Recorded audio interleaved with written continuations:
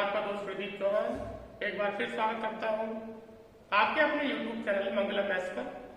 जैसा कि आप लोग जानते हैं, मैं आपके लिए एक मैथ की सीरीज लेकर आया था। इसमें हम डेली आपको 10 प्रश्न देते हैं जो डिफिकल्ट मैथ के होते हैं। कहने का सीधा मतलब यह है कि जो मैथमेटिक्स के बेहतर क्वेश्चन है जो एग्जाम के लिए खास होते हैं, उन प्रश्नों की सीरीज में आपके लिए लेकर आया था। तो उसी का सेशन नंबर 2 हम शुरू करते हैं। मतलब मैं एक वीडियो अपलोड कर चुका हूँ। जिन छात्रों ने, जिन दोस्तों ने वो वीडियो अभी तक नहीं देखी है, कृपया करके आप लोग उसे देख लें। चलिए शुरू करते हैं आज का सेशन, पार्ट नंबर 2। आपका पहला प्रश्न है कि ए और बी ने साझे में व्यापार करने का फैसला किया। ए और बी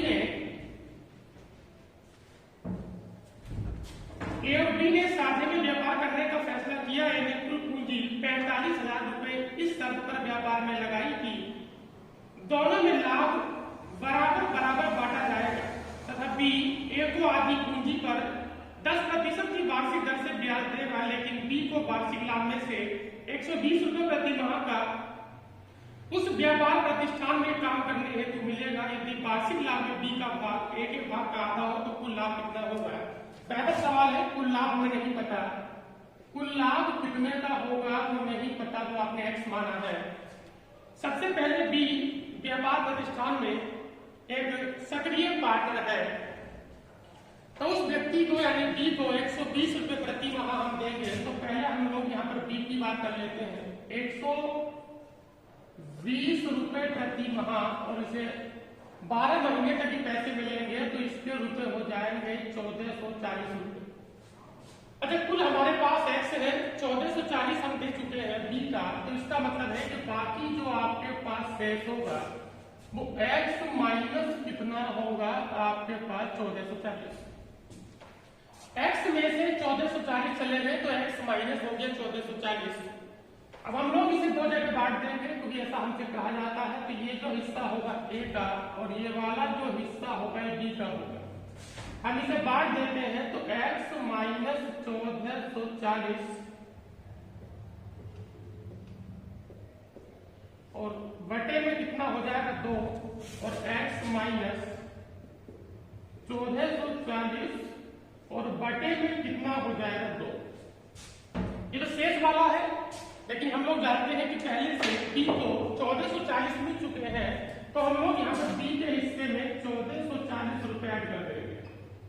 फिर एक बात और कही जाती है कि बी अपने लाभ में से ए को उसकी आधी पूंजी पर, तो बी की जो ए की जो पूंजी है वो आपके पास 45,000 रुपए है। अगर मैं इसका आधा करूंगा तो इसका जो आधा होगा वो आपके पास हो जाएगा 22,500। 45,000 का हम लोग आधा करेंगे, 22,500 होगा। 22,500 पर 10% का जो ब्याज होगा, 10% का मतलब 1/10 होगा। तो यहाँ पर जो उसे इंटरेस्ट मिलेगा, जो लाभ मिलेगा, जो फायदा पहुंचेगा वो होगा 2250 रुपए। अब 2250 रुपए ए के हिस्से में जाने हैं, लेकिन जाने कैसे है ये बी देगा। इसका मतलब है कि बी के हिस्से में से 2250 को माइनस कर दो और ए के हिस्से में 2250 को आप लोग प्लस कर दो। ठीक, एक बार सवाल दोबारा देखिए कि 120 रुपए प्रति माह 12 माह तक बी को मिलेंगे तो 1440 हो गया। बाकी बचेगा x माइनस 1440, दोनों को मिल जाएगा आधा आधा, x माइनस 1440 बटे 2। बी को 1440 मिल चुके हैं तो उसके हिस्से में हमने ऐड कर दी। फिर एक बात और कही जाती है कि जो ए ने जो पूंजी इन्वेस्ट की है वो 45,000 रुपए की है, इसका आधा 22,500 हो गया, उसका 10% का हम ब्याज निकालेंगे, मतलब 1/10 का फायदा पहुंचेगा तो 2250 हो गया। ये रुपया वी अपने हिस्से में से ए को देगा, तो माइनस कर देंगे 2250 और प्लस कर देंगे 2250। फिर आगे क्या कहा जाता है, बी का जो भाग है वो ए के भाग का आधा है। कह रहे कि बी का जो एक मान है, ये ए के मान का, ये पूरा मान ए का है, इसका आधा है। आधे का मतलब है 1/, कितना होगा 2। आप लोग इसे हल करेंगे, हल करने के बाद 2 या 3 लाइन के बाद आपका आंसर आएगा। आंसर जो आपका रहेगा इस सवाल का, ये आज का सवाल नंबर पहला है इसका आंसर हो जाएगा 9,180 रुपए। 9180 रुपए आपके इस प्रश्न का आंसर है।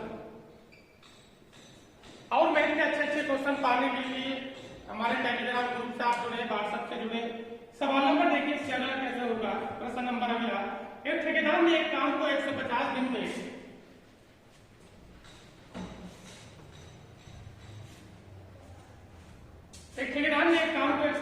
में पूरा करने का ठेका लिया। हमारे पास जो कुल समय है वो 150 दिनों का है। कुल समय हमारे पास 150 दिनों का है। उसने 20 आदमी, 30 महिलाएं, आदमी को ऐसे डिनोट करते हैं, महिला को एम से कर सकते हैं, या आपका मन है आप कैसे भी कर सकते हैं। और आपके पास कितने बच्चे हैं? 75। 20 आदमी, 30 महिलाएं, 75 बच्चे काम पे लगाए जाते हैं।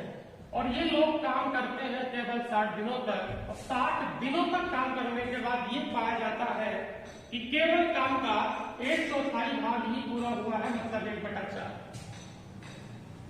अब ठेकेदार को लगा कि काम बहुत कम हुआ है। वैसे तो 150 दिन में से 150 दिनों में से 60 दिन काम हो चुका है, तो इसका मतलब है कि वैसे हमारे पास काम करने के लिए 90 दिन बाकी है।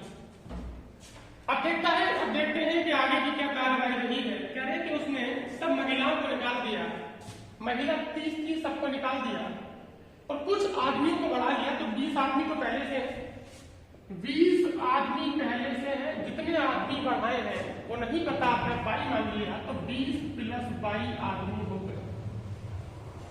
आदमी हो गए हमारे पास 20 + 22। अच्छा, एक बात तो सामने आती है कि महिलाओं को उसने बिल्कुल गेट आउट कर दिया, मतलब बाहर निकाल दिया। महिलाओं को बाहर निकाल दिया, कह रहे कि बच्चे कितने रह गए? कह रहे कि 50 बच्चों को भी निकाल दिया। इसका मतलब है कि जब महिला सब जा चुकी है, वो 50 बच्चे जा चुके हैं, तो बच्चे बचेंगे 25। अच्छा, ये काम इन लोगों ने कितने दिन पहले खत्म कर दिया?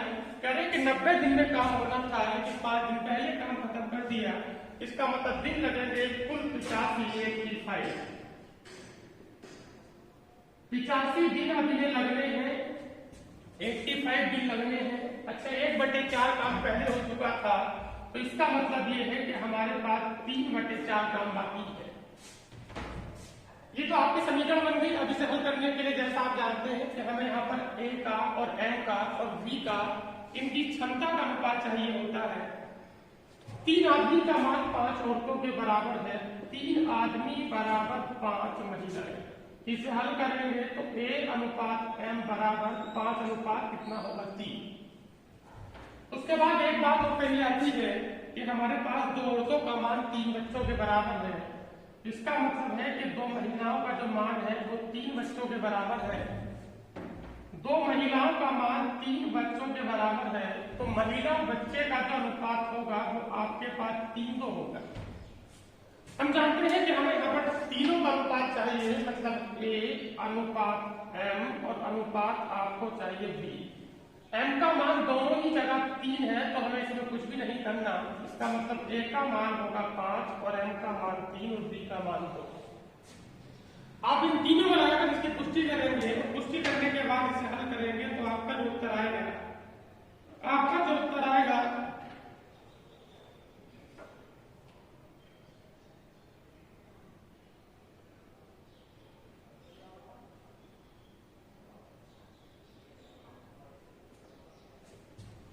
इस हल करेंगे तो आपका उत्तर आएगा 14।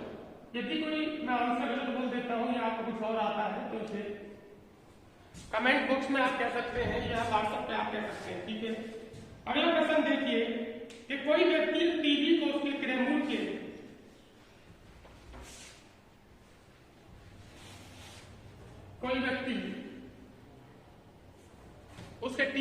क्रयमूल्य के 25% के लाभ पर बेचता है।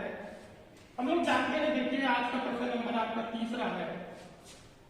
मैं 25% के अगर लाभ की बात करता हूं तो 25% का जो मतलब होगा वो 1/4 होगा। 25% का मतलब 1/4 होगा। अर्थात अगर क्रय मूल्य या कॉस्ट प्राइस अगर 4 रुपए है, कॉस्ट प्राइस अगर 4 रुपए है तो हमारे पास लाभ जो होगा वो 1 रुपए का होगा, और सेल प्राइस जो होगा वो 4 में कितना होगा, 5 हो जाएगा। शुरुआती दौर में क्रय मूल्य 4 का है, लाभ 1 रुपए का है, हमारे पास विक्रय जो मूल्य है वो 5 रुपए का है। फिर आगे क्या कहा जाता है, यदि उसने विक्रय मूल्य के 25% के बराबर लाभ पर बेचा होता। हम एक नए प्रॉफिट की बात करेंगे, करें कि नया वाला जो लाभ है उसकी गणना हम लोग विक्रय मूल्य पे कर रहे हैं, और वो कितना लाभ है, 25% का लाभ है, तो 25% का मतलब 1/4 होता है। इसका मतलब है कि 5/4 हो गया। सवाल में कहा जाता है कि जो लाभ पुराना वाला है वो 1 है और नया वाला जो लाभ है वो 5/4 है, तो हमारे जो अकॉर्डिंग जो डिफरेंस है दोनों में वो 1/4 का है। लेकिन प्रश्न में कुछ और कहा गया, उसे भी जान लेते हैं। फिलहाल एक बार सवाल दोबारा, 25% का मतलब 1/4, क्रय मूल्य का मान 4 रुपए, लाभ 1 रुपए का, विक्रय मूल्य 5 रुपए। करें कि नया वाला जो लाभ है उसकी जो गणना है वो विक्रय मूल्य पे करते हैं, जो कि 25% है, मतलब 1/4 है, तो लाभ हो जाएगा हमारे पास 5/4। 5/4 और 1 में जो डिफरेंस है, मतलब जो लाभ ज्यादा है, जितना फर्क है वो 1/4 है। और किताब में यानी प्रश्न में क्या कहा जाता है, प्रश्न में कहा जाता है कि उसका लाभ क्रय मूल्य का 5%, क्रय मूल्य हमारे पास 4 है, इसका मैं 5% निकालूंगा तो 4 का जो 5% होगा, 4 गुणा 5/100 मतलब 5 चौक 20, मतलब कितना होगा, 1/5। ये जो अंतर है ये 1/5 से भी कितना ज्यादा है, ये 100 ज्यादा है। 1/4 हमारे पास लिखा है, 1/5 को इधर लेकर आते हैं, ये फर्क कितना है हमारे पास 100। इसका मतलब है कि 1 का जो मान होगा हमारे पास कितना हो जाएगा, 2000। हमें क्रय मूल्य का मान चाहिए, हमें 4 का मान चाहिए, तो 4 का मान निकालेंगे तो 4 गुणा 2000, इसका मतलब है कि 200 कितना होगा आपके पास 8000। इस सीरीज खासकर उन लोगों के लिए है जो एग्जाम में केवल 2 या 3 प्रश्न को ही मिस कर आते हैं।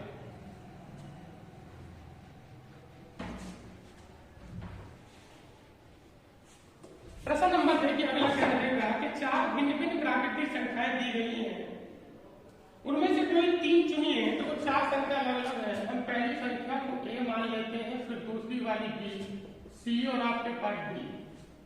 4 संख्या आपने ABCD मानी है। सवाल का मतलब है कि पहली वाली 3 का औसत निकालिए, पहली वाली 3 का एवरेज निकालकर चौथी वाली संख्या में जोड़ते हैं तो कुछ संख्याएं मिलती है। केवल मैं आपको सवाल का कंसेप्ट बता देता हूँ, कहीं लिखा है बाकी तो आप खुद ही करेंगे। करेंगे शुरू वाली 3 संख्याओं को जोड़िए, मतलब A + B + C, मतलब इनका औसत निकालकर एक अगली संख्या में जोड़िए तो क्या आता है, क्रम से 23,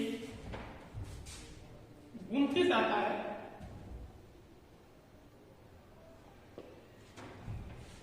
3 संख्याओं का औसत निकालकर किसी अगली में जोड़ दो तो जो औसत आता है वो, मतलब जो हल करने पर आता है वो 29 आता है।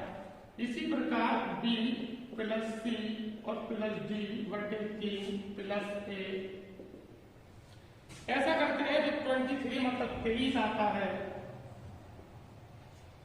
उसके बाद C + D और + A और /3 + B करते हैं तो जो आपके पास आता है वो 21 यानी 21 आता है।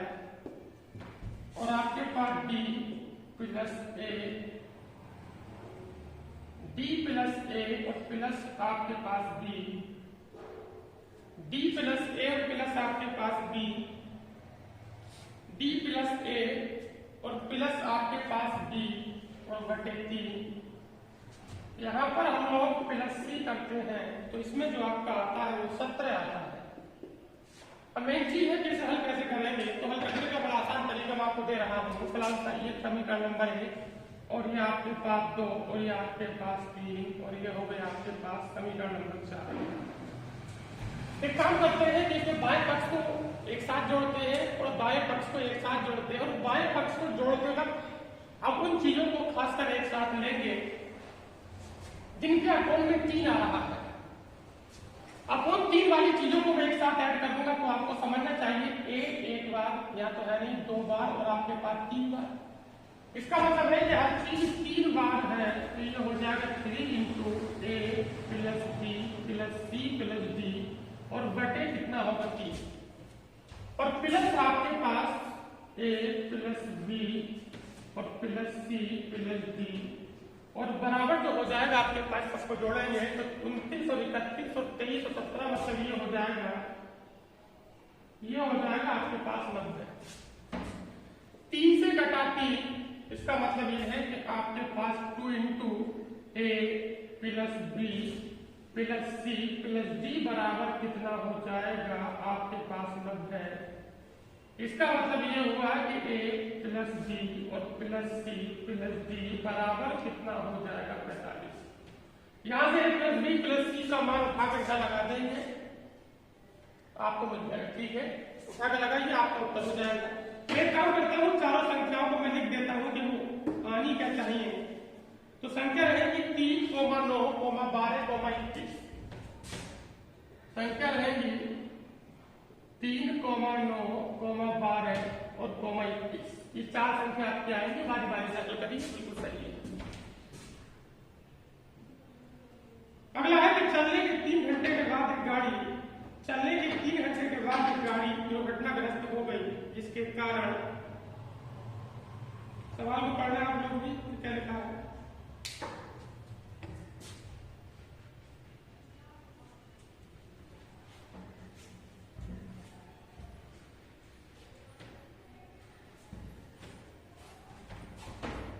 चलने के 3 घंटे के बाद एक गाड़ी दुर्घटनाग्रस्त हो जाती है जिसके कारण उसे 1 घंटा रुकना पड़ता है। इसके बाद वह रेलगाड़ी अपनी मूल गति की 75% गति से आगे चली तथा गंतव्य स्थान पर 4 घंटे की देरी से पहुंची। यदि दुर्घटना उसी लाइन पर 150 किलोमीटर आगे हुई होती तो गाड़ी केवल 3.5 घंटे लेट पहुंचती। यात्रा की दूरी तथा गाड़ी की मूल गति ज्ञात कीजिए। देखिए सवाल क्या है, एक रेलगाड़ी को बिंदु ए से और बिंदु बी तक जाना है। बिंदु ए से बिंदु बी तक जाना है और कहने की गाड़ी चल रही है, इसकी 4 हमें ज्ञात नहीं है, लेकिन हमें ये पता है कि वो गाड़ी केवल 3 घंटा चली थी और बिंदु बी पर उसका एक्सीडेंट हो जाता है। ए से बी पर जाना है, 3 घंटा रेलगाड़ी चली है और बिंदु बी पर उसका एक्सीडेंट हो जाता है और उसे यहाँ पर 1 घंटा रुकना पड़ता है।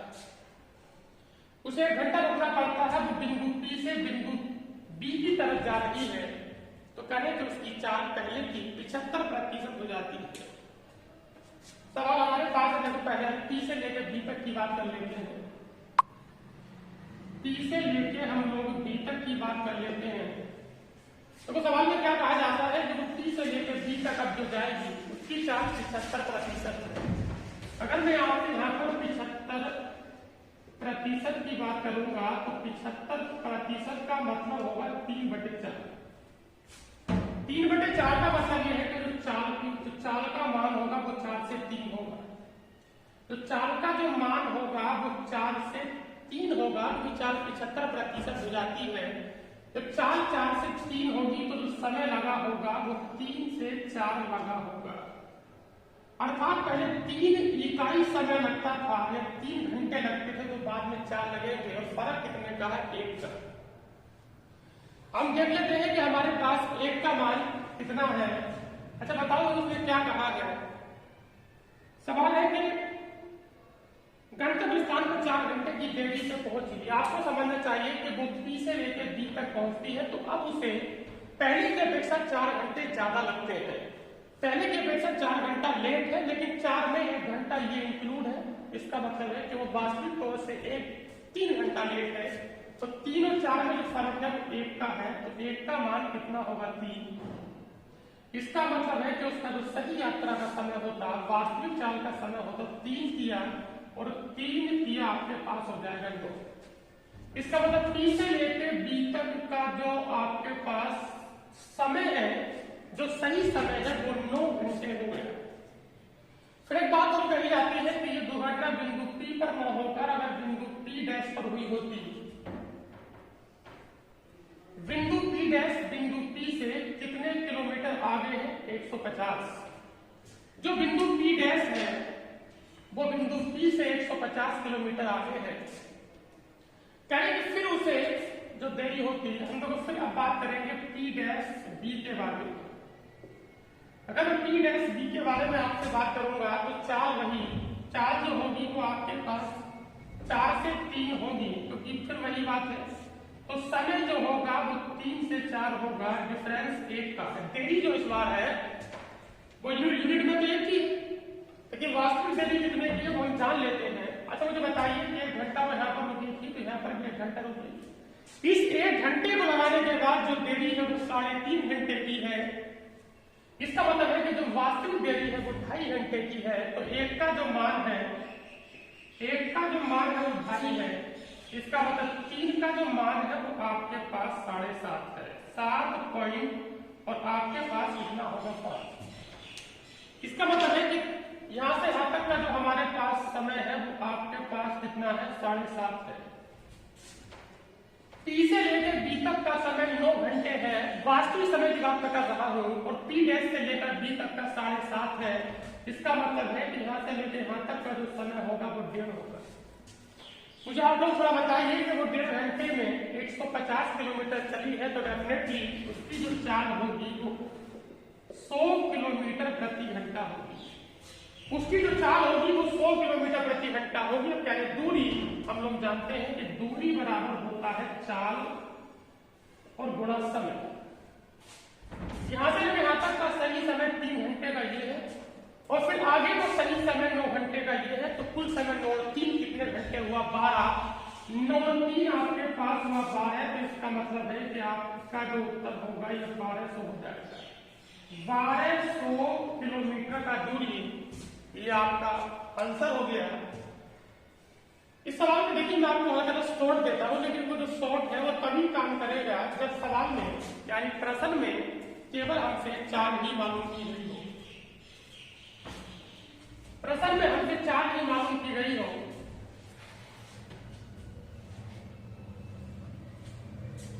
कुछ आपको बताइए कि पहले वो खराब चाल से चलती है तो यहाँ से यहाँ तक की देरी है वो 9 घंटे की है, और वो अगर यहाँ से यहाँ तक चलती है तो फिर कितनी देरी है, सॉरी यहाँ से 1 मिनट,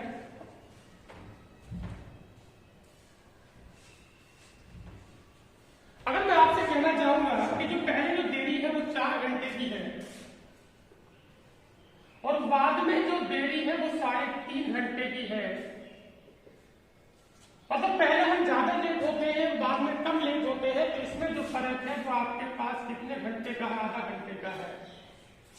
और ये आधा घंटे का फर्क उस दूरी की वजह से है जो एक्सीडेंट 150 किलोमीटर आगे हुआ है। मतलब हमने इस 150 किलोमीटर की दूरी को 2 तरह की चालों से तय किया है। एक बार तो हमने जब शुरुआत में एक्सीडेंट हुआ था तो चाल हमारी वहीं पर बिगड़ गई थी, और फिर दूसरे केस में हमारी चाल 150 किलोमीटर के बाद में बिगड़ी है। तो इसका मतलब क्या है, देखिए कि पहले जो चाल हमारे पास 150 के लिए वो खराब और बाद में सही है, तो हमने चाल अगर आपके पास x मानी है तो बाद में चाल है 3x/4। हम लोग जानते हैं कि चालों की गुणा यानी x गुणा 3x/4 और बटे चालों का अंतर x/4 गुणा है हमारे पास समय, मतलब 1/2। चालों की गुणा बटे चालों का अंतर गुणा समय, और हमारे पास दूरी कितनी है 150। 4 से काटा 4, x से कटा x, 3 से कटेगा 50 बार। इसका मतलब है कि 4 हमारे पास जो स्पीड है वो आपके पास हो जाएगी 100 किलोमीटर प्रति घंटा। अगला प्रश्न देखिए कि एक व्यक्ति ने कुछ राशि उधार ली,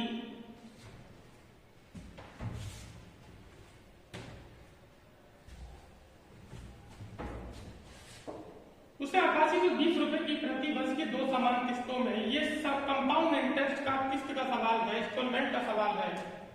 हमारे पास जो दर है वो दर का मान हमारे पास 5% है। 5% का जो मतलब होगा वो हमारे पास 20 होगा। यहां पर मैं किस्त के मूलधन की बात करूंगा, तो यहां पर मैं किस्त की राशि की बात करूंगा। हम जो पहली वाली वाली किस्त है वो 1 वर्ष के बाद देते हैं, मतलब उस पर हमें 1 वर्ष का ब्याज भी देना होगा। और जो दूसरी वाली किस्त है वो हम 2 वर्ष के बाद देते हैं, तो उसमें 2 वर्ष का ब्याज इंक्लूड होगा। इसका मतलब ये है कि पहली वाली किस्त पहले वर्ष के लिए, इसका मतलब 20 का जो मान है, अगर 20 रुपए आपने लिए हैं तो आपको 21 लौटाने हैं, 21 तो हो गए 21 रुपए की। लेकिन दूसरी वाली किस्त हम 2 वर्षों के बाद दे रहे हैं, तो 20 का वर्ग 400 और 21 का वर्ग कितना होगा 441। यदि पहली वाली किस्त का मूलधन 20 रुपए है तो आपको 21 रुपए देने होंगे, और अगर दूसरी वाली किस्त का मूलधन अगर 400 रुपए है या प्रिंसिपल अमाउंट अगर 400 रुपए है तो आपको 441 रुपए देने होंगे। मतलब पहली वाली किस्त आप 21 रुपए की देंगे और दूसरी वाली जो किस्त है वो 441 की देंगे। लेकिन सवाल में कहा जाता है कि जो प्रत्येक किस्त है वो 8820 रुपए की है। प्रत्येक किस्त का मान बराबर है तो पहले किस्त को बराबर करेंगे, यहाँ पर 21 रुपए और यहाँ पर 441 है, तो इसे मैं बनाऊंगा 441 को गुणा किससे करूंगा 21 से। मैं इसे 21 से गुणा करूंगा तो ये भी आपके पास 441 हो जाएगा, तो यहाँ पर भी आपको 21 से ही गुणा करना होगा। जब मैं इसे 21 से गुणा करूंगा तो ये हो जाएगा 420। किस्त प्रत्येक हमारे पास 441 की हो चुकी है, और 441 का जो मान है बतौर किस्त जो दिया गया है वो आपके पास है 8820 रुपए। तो एक का जो मान होगा वो आपके पास 20 होगा। अब एक का मान 20 होगा तो हम यहाँ पर कुल मूलधन की बात कर लेते हैं। 420 है पहले, 420 है पहले और 400 है बाद में, तो ये आपके पास हो जाएगा 820 यूनिट कह सकते हैं। एक का मान 20 है, हम लोग यहाँ पर 820 का मान निकालेंगे तो 820 और गुणा कितना होगा आपके पास 20। इसका मतलब ये है कि आपका जो आंसर होगा वो होगा 450। अगला प्रश्न आप देखिए, सवाल आप पढ़ते रहे।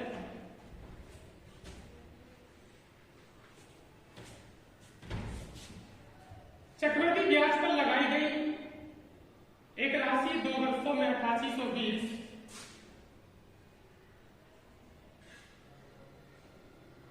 2 वर्षों में 8820 और 3 वर्षों में 2 वर्षों में 8820 और 3 वर्षों में 9261 हो जाती है।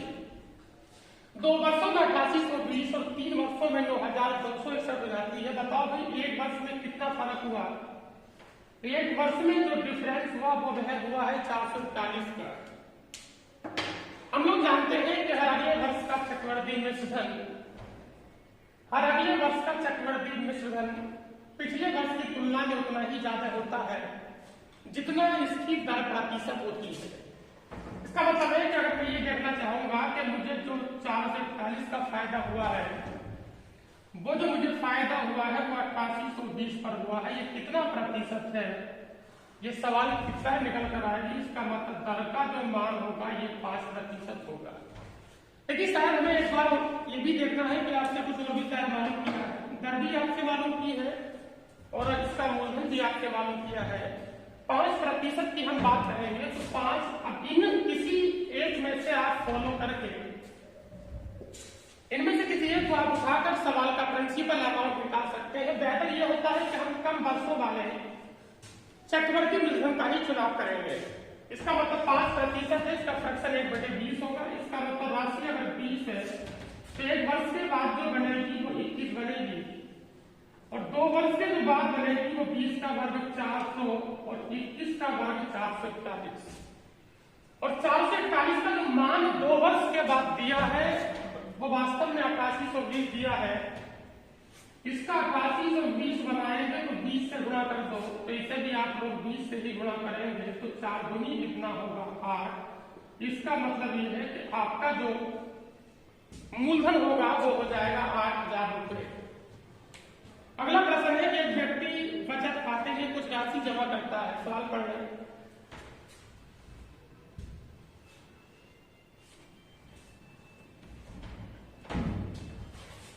ये सवाल बिना कंसेप्ट के नहीं होगा। एक व्यक्ति बचत खाते में कुछ राशि जमा करता है, वो राशि नहीं पता वो राशि हमारी राशि नहीं पता, हमने वो राशि ₹P की मानी है। करेंगे ₹P की राशि पर R% की दर से, यानी R/100 R/100 हमें जो ब्याज मिलता है वो ₹15 का मिलता है। इसका मतलब आपके लिए ये होगा कि PR बराबर जो होगा वो आपके पास 1500 हो गया। दर का मान नहीं पता, रेट नहीं पता, मूलधन नहीं पता, तो PR/100 बराबर 1500, तो PR बराबर आपके पास 1500 हो गया। ये हमारे पास समीकरण नंबर 1 जो काम में आने वाली है। फिर हमसे एक बात जो कही जाती है कि वो वर्ष के अंत में जो 15 का ब्याज पाता है उसमें 85 रुपये और जोड़कर, यानी उसका जो अब नया जो मूलधन बनेगा वो P प्लस कितना होगा 15 और आपके पास कितना होगा 85। तो जो नया जो मूलधन होगा वो आपके पास P प्लस कितना होगा आपके पास 100। अब जो मुझे फायदा मिलेगा, अब जो मुझे ब्याज मिलेगा वो P प्लस 100 पर मिलेगा। इसका मतलब ये हुआ कि P प्लस कितना होगा 100 और R% की दर है। 1 वर्ष का समय है, लगाने की जरूरत नहीं है। ये तो रहा ब्याज, और मैं अगर ब्याज में मूलधन को ऐड कर दूंगा, अगर मैं ब्याज में मूलधन को ऐड कर दूंगा तो मुझे क्या मिलेगा? अगर मैं ब्याज में मूलधन को ऐड कर दूंगा तो मुझे मिलेगा वेतन जो कि 420 रुपये दिया है।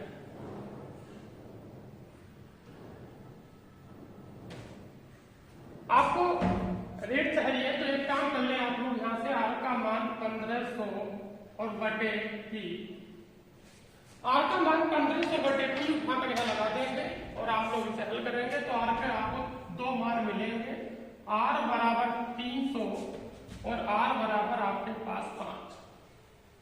क्योंकि 300 तो रेट होने का मतलब नहीं है, इसका मतलब R का जो मान होगा, तो अगर मैं यहाँ R का मान 300 लगाता हूँ तो P का मान 5 है, तो बड़ा मुश्किल हो गया ना। इसका मतलब ये है कि R का जो मान होगा वो आपके पास 5 होगा, यही आपका उत्तर है 5%। सवाल को दोबारा देखें, कमेंट बॉक्स में कमेंट करें, नहीं आता व्हाट्सएप पे कमेंट करें, टेलीग्राम पर लिख भेजें।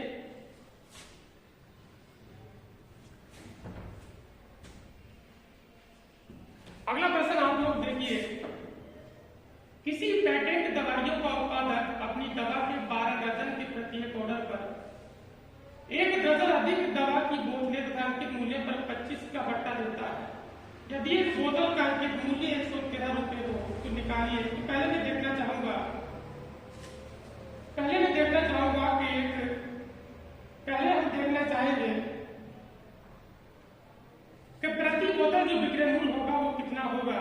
प्रति बोतल जो विक्रय मूल्य होगा वो कितना होगा। विक्रय मूल्य की हम लोग बात करेंगे तो 113, इस पर डिस्काउंट कितना है 113, डिस्काउंट है 25% का, इसका मतलब 3 बटे कितना होगा 4। 113 का 3 बटे 4 हम लोग निकालेंगे तो ये आपका हो जाएगा 84.75। उत्पादक का जो विक्रय मूल्य है वो 84.75 तब है जब वो 1 दर्जन फ्री में देगा। तो पहले मैं देखना चाहूंगा कि जो उसका उत्पादक का जो कुल मूल्य है वो कितना बनेगा। उत्पादक का जो कुल मूल्य है वो आपके पास 12 दर्जन, मतलब 12 गुणा 12 गुणा 84.75, मतलब उसके खाते में इतने रुपए आने वाले हैं, उसके खाते में इतने रुपए आने चाहिए, क्योंकि वो वास्तव में जो उसे पैसा मिलेगा वो 12 दर्जन का ही मिलेगा।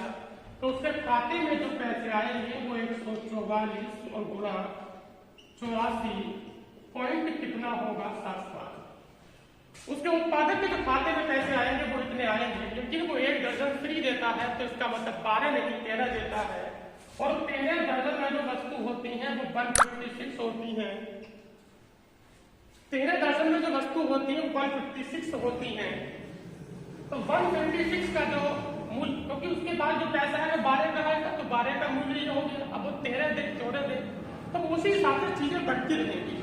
इसका मतलब है कि हम लोग इस 156 का 156 से भाग लगा देंगे तो हमें किसी एक का मिल जाएगा। हम लोग, क्योंकि उसके बाद जो पैसा आएगा वो 144 वस्तु उगाएगा।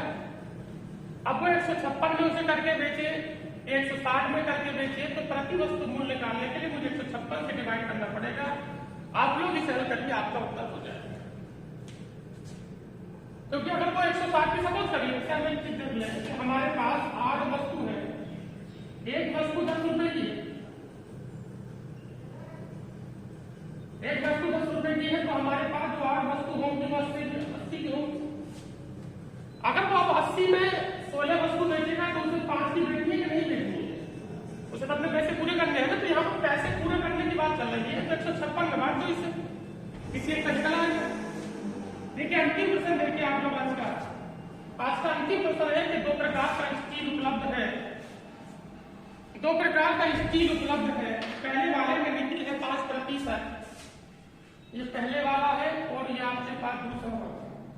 पहले वाले में जो निकल है 5 है, पहले वाले में निकल का मान 5% है, और दूसरे वाले में निकल का मान 40 है। पहले वाले में 5% निकल है, दूसरे वाले में 40 है, और दोनों में जो निकल है वो 30 है। तो 40 में से गया 30 तो कितना बचेगा 10, और 30 और 5 में जो फर्क है वो कितना है 25 का। एलिगेशन मेथड से हम ये सवाल कर रहे हैं, इसका मतलब हो जाएगा 2:5। 2:5 का जो मान होगा वो 7 होगा, ये कुल जो होगा वो 7 होगा, और 7 का जो मान है वो हमारे पास दिया है 140। 7 का मान 140 दिया है, तो 1 का जो मान होगा वो आपके पास 20 होगा। तो पहले वाले का मान 20 दूनी 40, और दूसरे वाले का मान 20 दूनी 100। चैनल को सब्सक्राइब करें, वीडियो को लाइक करें, शेयर करें अधिक से अधिक, क्योंकि आप जहां शेयर करेंगे तो मुझे भी थोड़ा मोटिवेशन मिलेगा, और जब मुझे मोटिवेशन मिलेगा तो मैं और ज्यादा मेहनत करने की कोशिश करूंगा। Thank you.